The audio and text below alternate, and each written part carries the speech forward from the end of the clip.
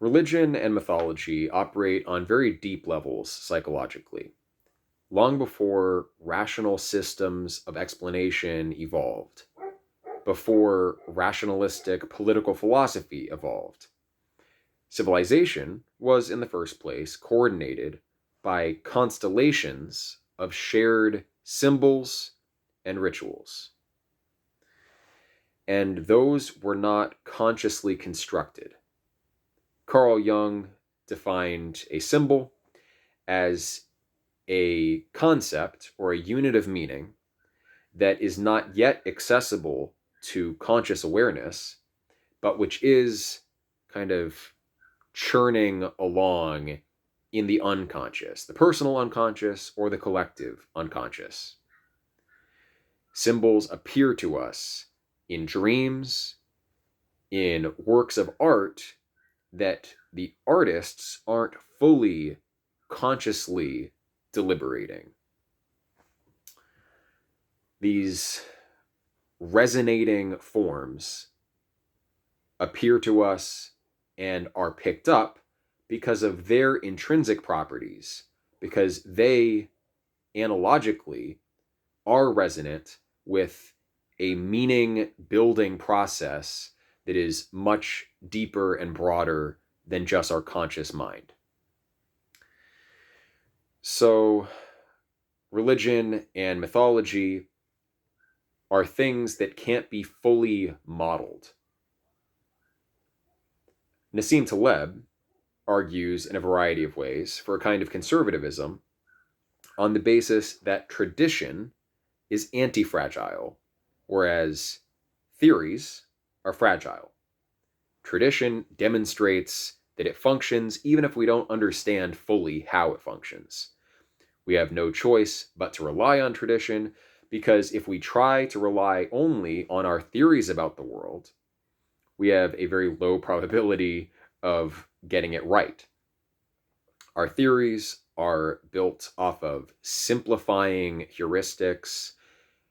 We model the world by isolating different factors, and oftentimes we miss some variables. We miss factors, or we overemphasize the relevance of one factor and downplay the relevance of another.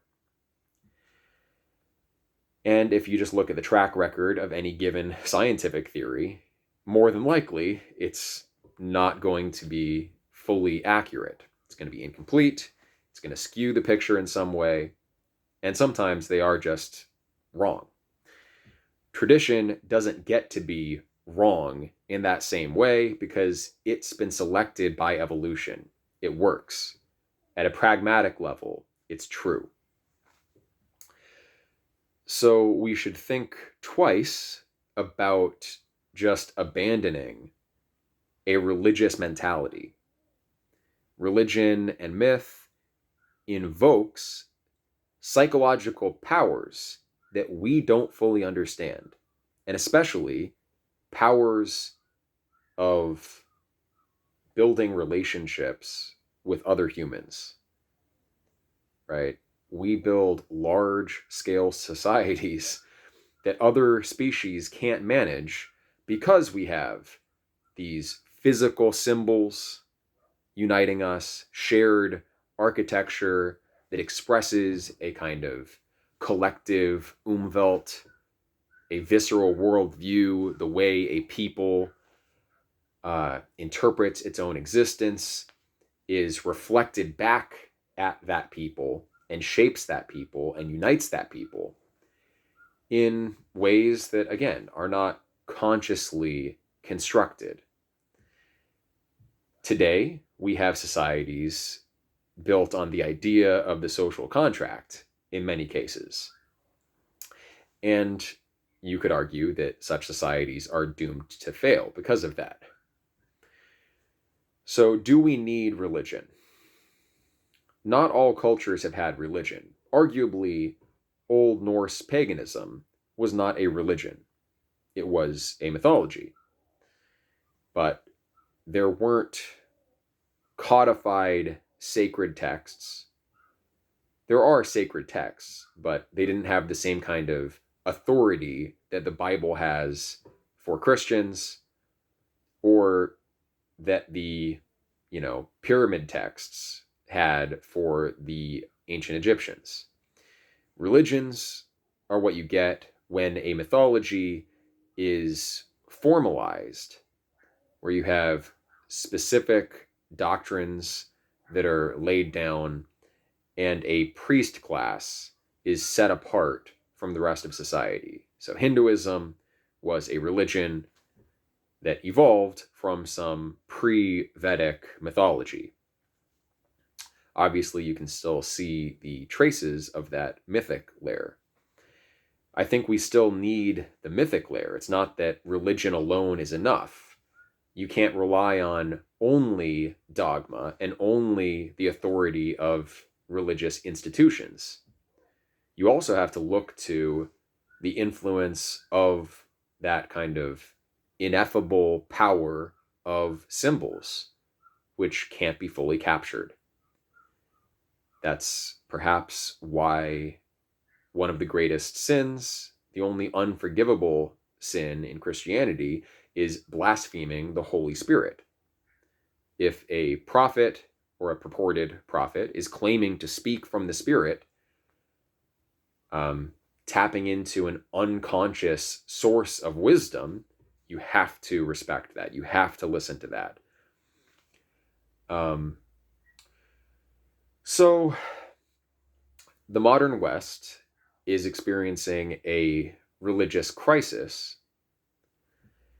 We will likely see a revival of formal organized religion because religious people have more kids.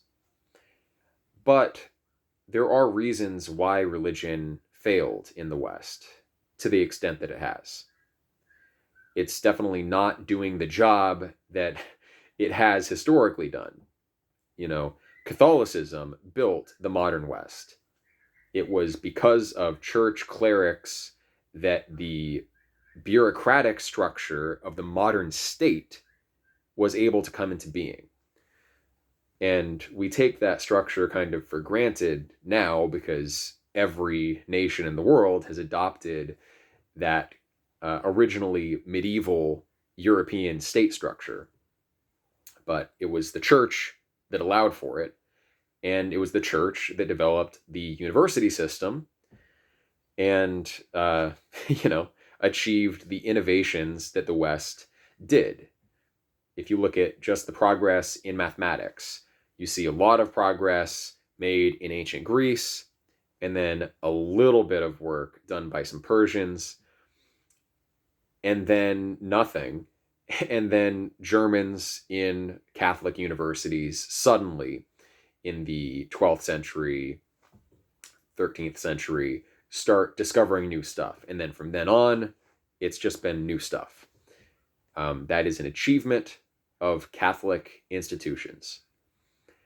So the Protestant Reformation obviously represents a break with that level of tradition. And it creates a dynamic of religious fracture that has still not resolved, right? We're still fracturing. New Age spirituality itself is sort of continuing this process of protest against authority. Any spiritual guru, any inspired person can share their views, and it's just as legitimate as what the Catholic Church says for many New Agers. The same goes for Protestants at a less extreme level, where some pastor who went to Bible college can interpret the Bible just as well as the Catholic magisterium. And that seems unlikely. But, the Catholic Church isn't innocent in all of this. I mean, it was an incredibly corrupt institution for many centuries. That's partly why the Protestant Reformation happened. So those issues have to be addressed. Going back in the deeper past of Christianity, Christianity has a kind of original sin that is rarely talked about, but is understood by informed people on church history. And that's the way that the church took the work of the pagan Neoplatonists and appropriated it, taking whole arguments from authors like Proclus. Pseudo Dionysius, the Areopagite, is an influential mystic theologian, uh, highly influential in both Catholicism and Eastern Orthodoxy. And he rips off whole passages from Proclus. I know that because I've read both authors, and I know exactly where the arguments are being taken from. So it's patent if you just read the texts in question. Um, and yeah, that was discovered in the last couple centuries, that pseudo Dionysius is pseudo and not the real Dionysius the Areopagite, who is mentioned in the book of Acts as a first century figure. So for centuries, the Eastern and Western churches believed that this very important theologian was somebody from the first century. Turns out, no, it more likely was someone writing under a pseudonym in the 5th century AD or maybe the 6th century AD. And there are all sorts of different ways we prove that with philology and, comparing the Neoplatonic texts as well. So, yeah, that's an issue. Also, the fact that the church, the Eastern Empire, really appropriated the Neoplatonic schools themselves. So, not only did they take the pagan doctrines, theological doctrines, while persecuting the pagans, they also literally took their institutions. They took over the academy in Athens, they took over the school in Alexandria. And those are really the foundation of what we know as scholasticism. If you read someone like Simplicius, one of the late pagan Neoplatonists, you start to see the beginnings of that scholastic style of writing.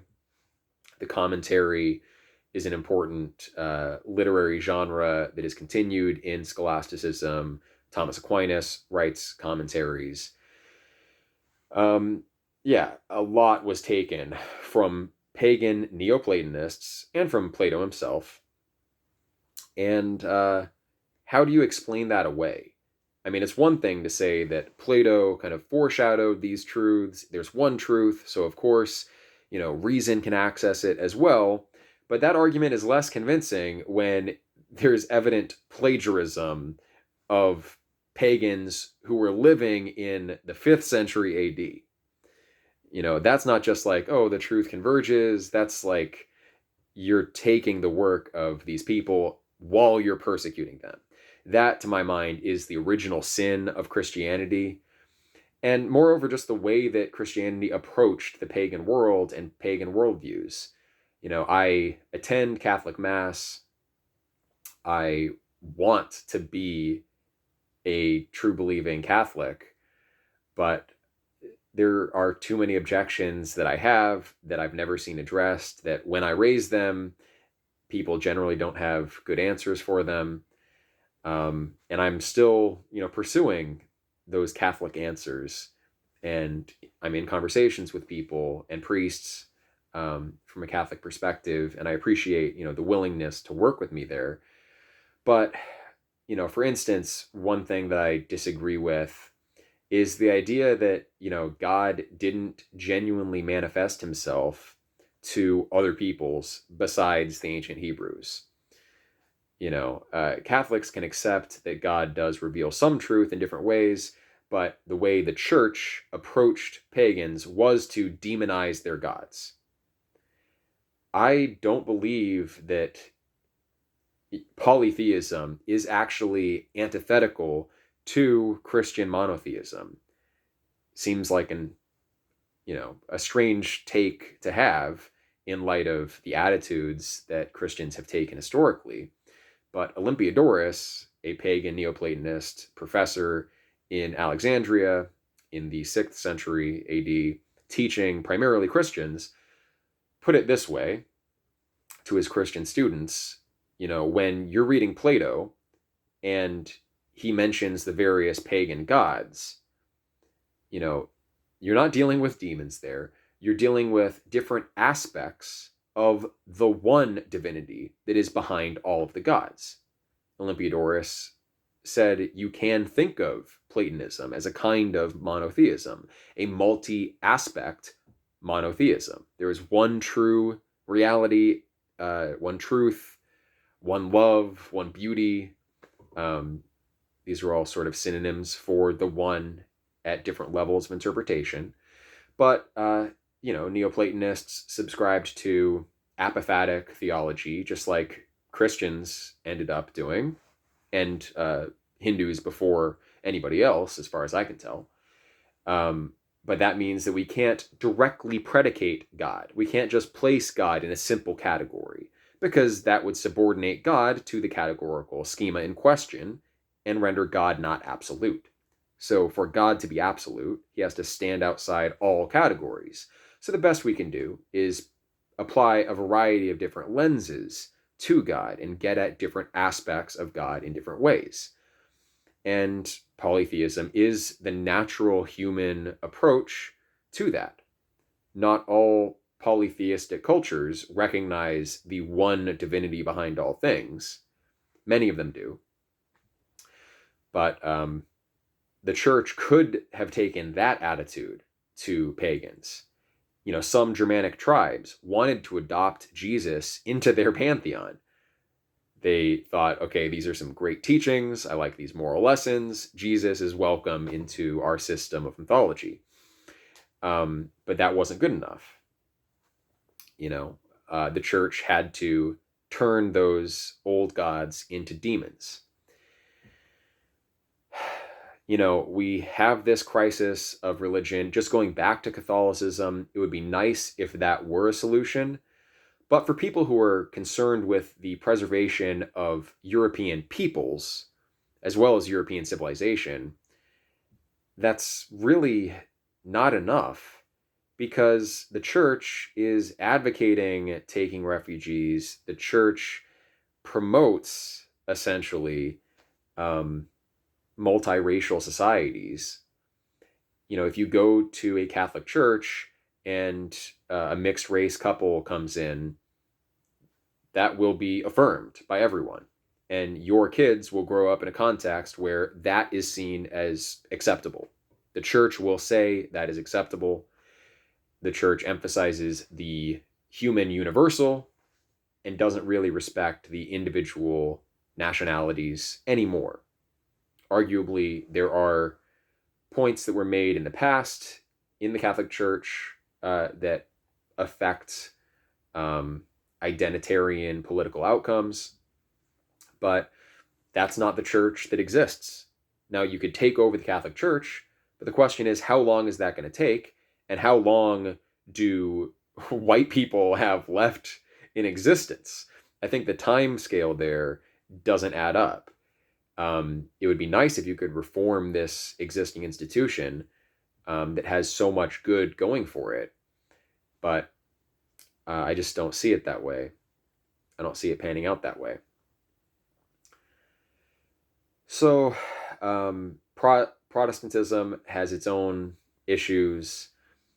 But I think the deepest issue, people debate this. Why have we fallen away from Christianity? Some people will argue that we've fallen away morally for other reasons. The decadence of post-industrial society allowed for vice at levels that pre-industrial society didn't allow for. And so, the less moral people of modernity are prone to reject divine authority and moral law. That's probably true at some level, but the most intelligent people in Western civilization were really the ones to go away from religion first. And maybe not the absolute most intelligent. People say that a little bit of philosophy leads you away from God, a lot leads you back. The people who are really steeped in it, who are really good at rationalizing, like Leibniz, they can keep that faith. But the intelligentsia broadly dropped Christianity in the 1800s, and then the masses have been following suit because typically ideas flow downhill from more intelligent people to less intelligent people. And college professors are largely atheistic, secular humanists. And so that's what the new generations are adopting. And the reason for the intelligentsia moving away from Christianity seems to me to be that the church upheld a bunch of false scientific doctrines, like the earth is flat, it was created, in 4004 BC, things like that. Christianity put forward a worldview that was using the scriptures and stories that came out of Judea as the core, but that was set in the context of Hellenistic philosophy. It was interpreted through a Hellenistic philosophical, primarily Platonic lens, and then it used a kind of Ptolemaic cosmology. And those were wedded in the institutional structure of Catholicism to some extent. Now, the church has obviously changed its views on those things, and perhaps they were never dogmatically affirmed, things like the shape of the earth. But it looked like to intelligent observers that the church got a lot wrong, and science offered us a new path to truth. People will defend the church persecuting Galileo, saying that, it wasn't about the doctrines, it was the way that he chose to go about disclosing them. But effectively, he used his freedom of speech, God-given freedom of speech, to speak the truth, and he was speaking the truth, and the church persecuted him anyway. That is another kind of sin of the church. The church has done a lot of stuff wrong. It's made claims to territory on the basis of forged documents.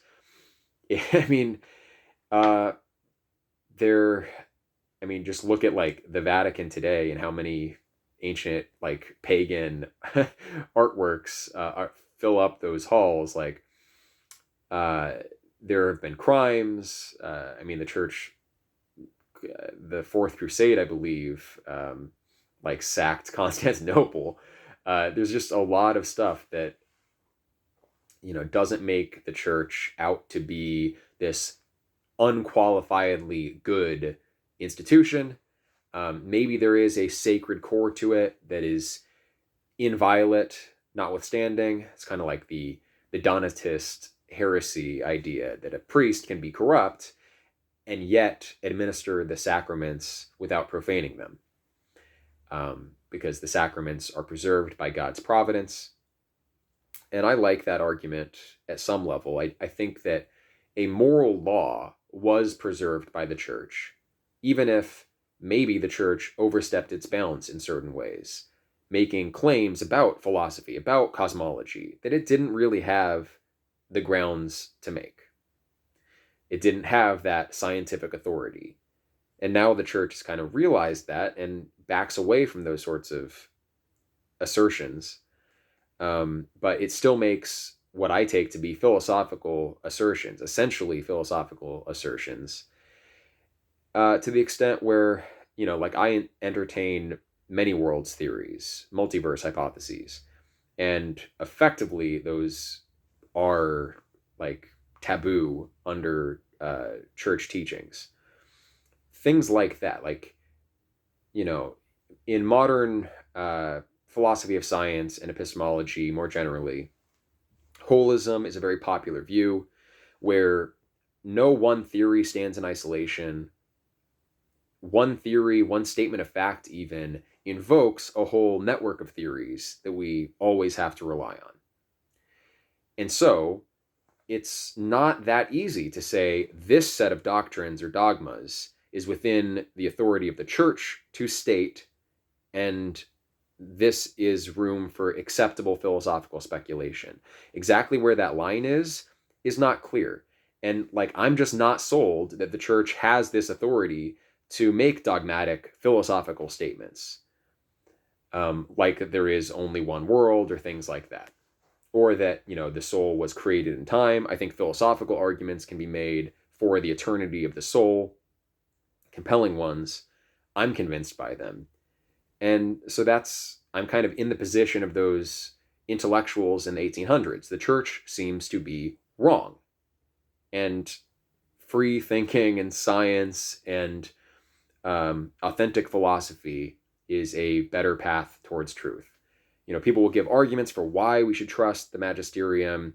They'll say things like, well, if God invested his teachings into the world through his incarnation, then he would preserve those teachings through an appropriate institution. And to my mind, that's verging on an impious assertion. You presume to know the will of God there in a way that you just can't. I don't believe you can know that. That's a specific means that you believe God would employ. God has infinite means of accomplishing his will, being omnipotent. So the idea that he must have gone about it in this one particular way is not that compelling. I'm much more persuaded by the hypothesis that God preserves his teaching by imprinting the Logos in our soul, right? We each have access to scientific reasoning, philosophical reasoning in a way that can't be alienated. You can be alienated from the teachings of the church. Not every human being is going to learn everything that the magisterium teaches. So, prima facie, that looks like an advantage for trust in philosophy, faith in philosophy. And when I look at the way that the early church actually operated, there wasn't dogmatic consensus on philosophical matters outside of moral philosophy. There were moral laws, effectively, that were laid down, ways that you had to act. And when Jesus, expresses how it's possible to love him, if you love Jesus, you follow his commandments. Jesus doesn't make seemingly that many metaphysical assertions, very limited ones, that amount to theological statements, God is love and things like that. But it's like primarily a moral code that was handed down. And that makes sense from that traditionalist perspective. The tradition is given to us. We don't fully understand the tradition. And moral codes, that falls under tradition. And so that should be revealed, in fact. In practice, that will be revealed. It would be hazardous to live life on the basis of moral theorizing alone. We have to respect tradition when it comes to that, and respect revelation and symbols and prophecy in the Holy Spirit.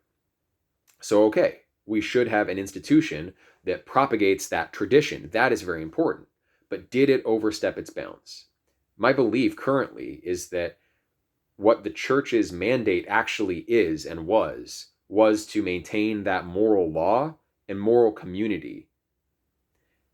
And I don't think that the church should have then gone on to specify, very specific things about Christology, like the natures and persons, and even things about the Trinity. The early church in the first couple centuries didn't seem to have all of those refined doctrines. They came out through time. And that created schisms where, okay, now some of these Gnostics are excluded. Originally, the Gnostics were in the same churches. They were in the same communities.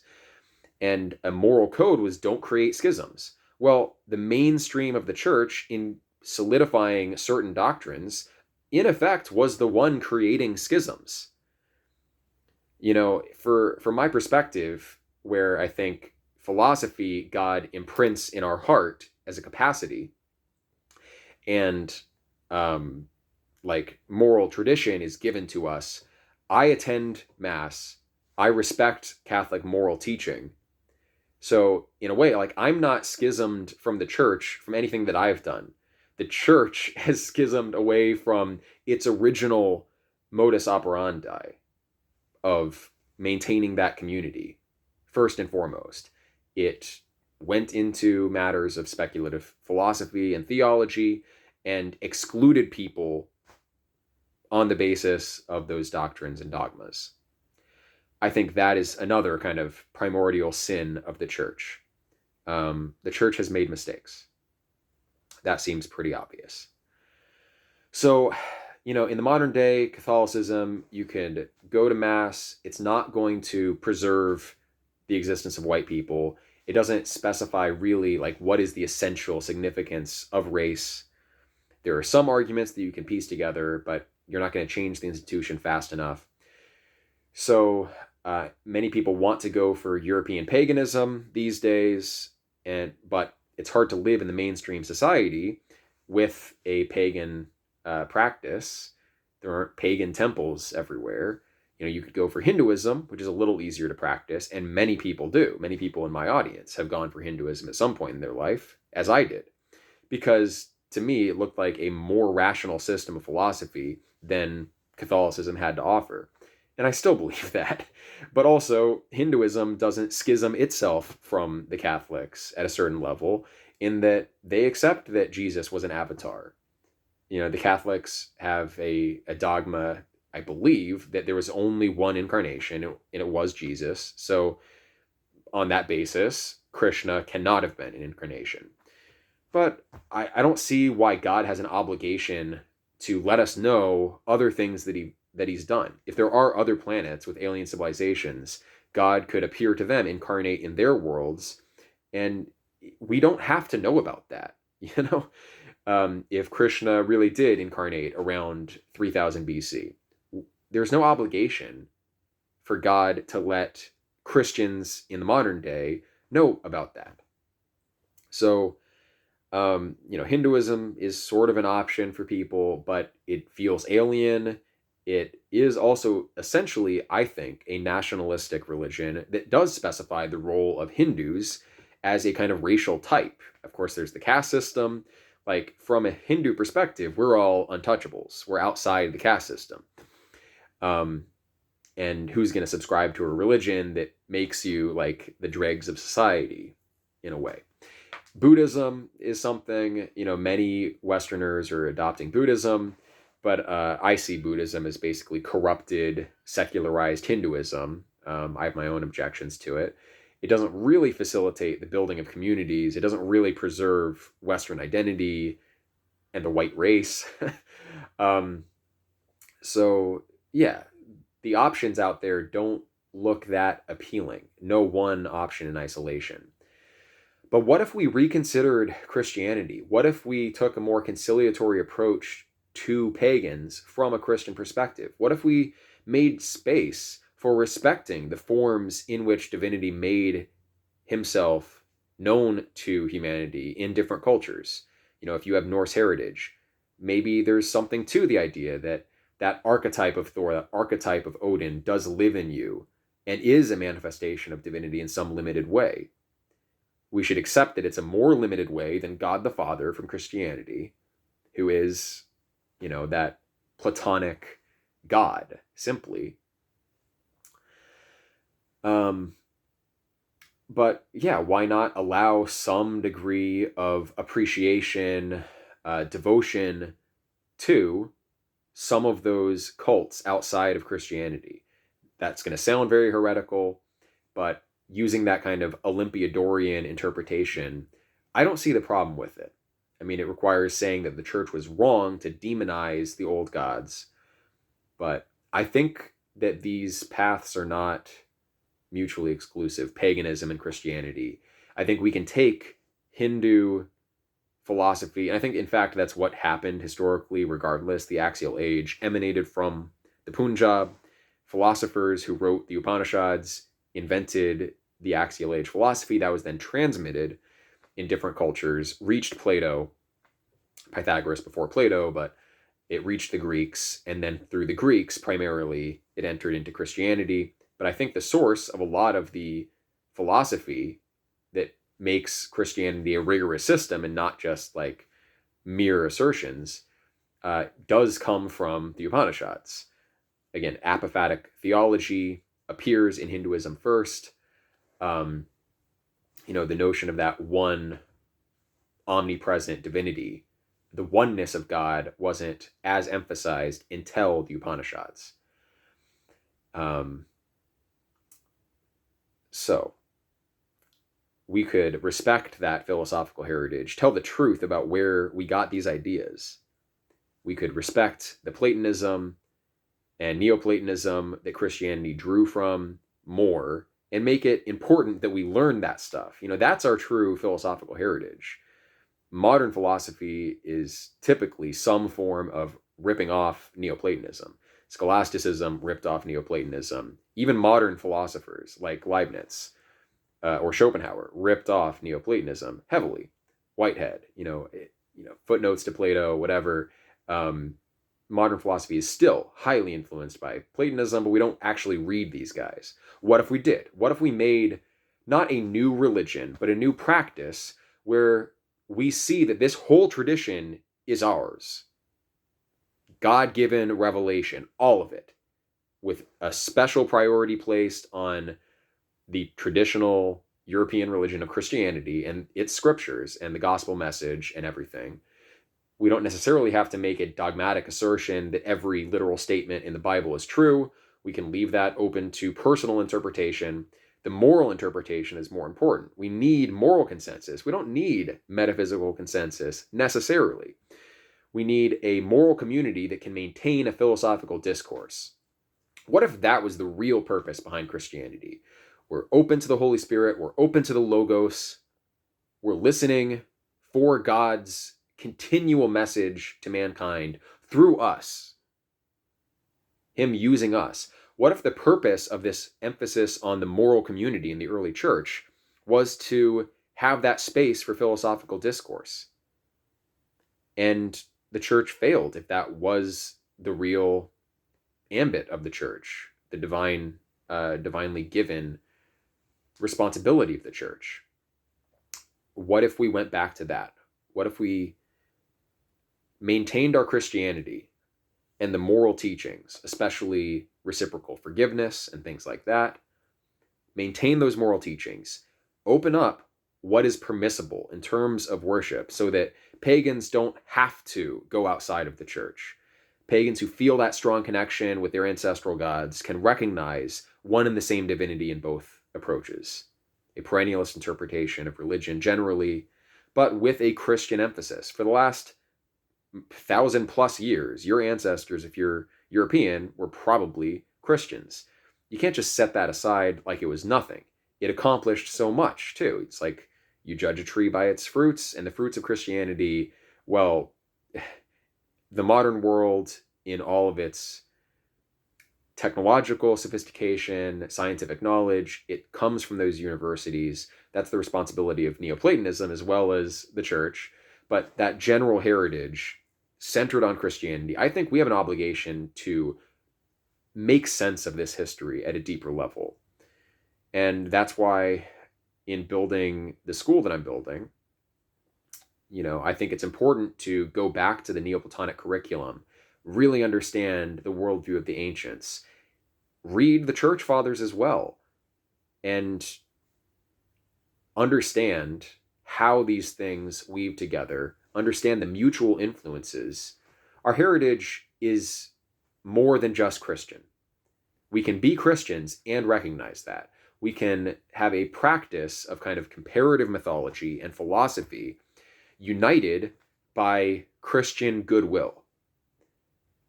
That doesn't seem unchristian to me. That seems like it could solve many of the problems that led the European intellectual class away from Christianity.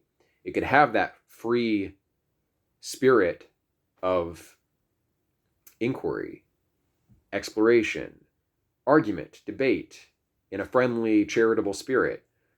The church doesn't have that today. And the churches are basically all corrupt.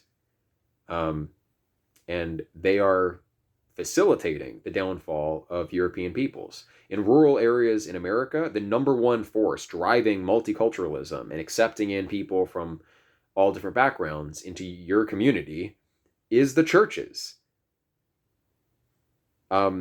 That problem has to be addressed.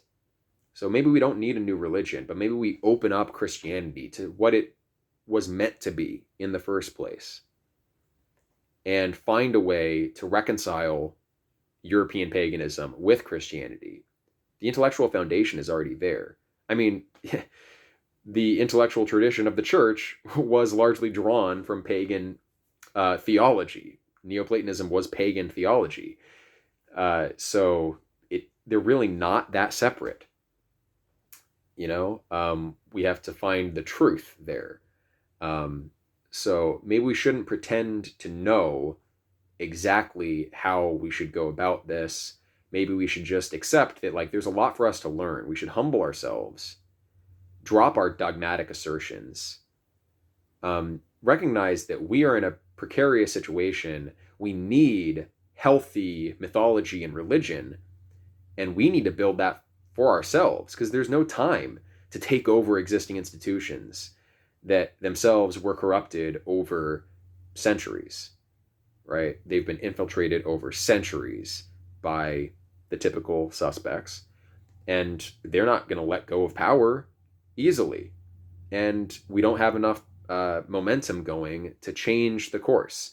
That really has to be addressed. If you think the salvation is just in, let's all just become Catholics, what is the actual realistic future where that saves European peoples?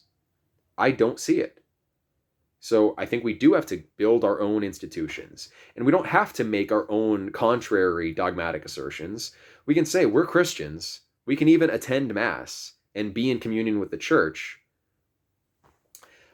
But meanwhile, like, what we take to be most important is this philosophical pursuit of truth, scientific pursuit of truth, and understanding of our true mythological religious heritage.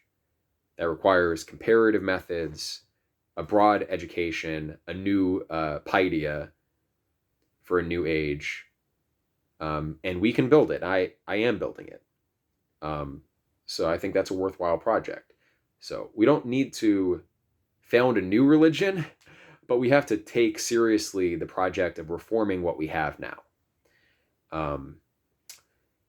So let me know what you think about that in the comments. Thank you for listening. God bless.